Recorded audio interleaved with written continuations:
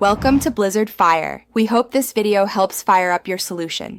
You open Geforce Experience and enable the in-game overlay because that's the only in-app recorder you'll use.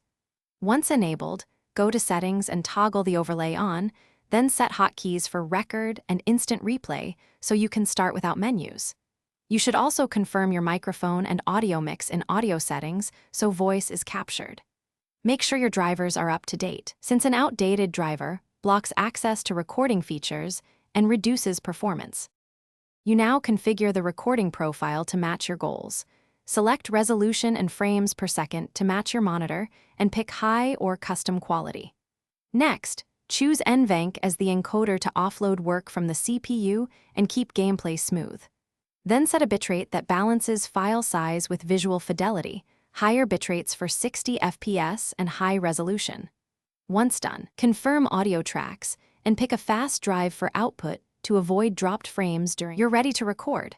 Press your record hotkey to begin and watch the overlay HUD to confirm capture.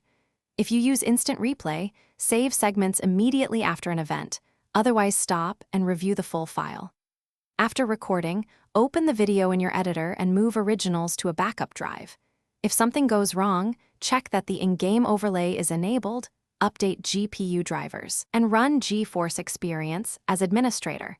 These fixes resolve most permission and overlay issues.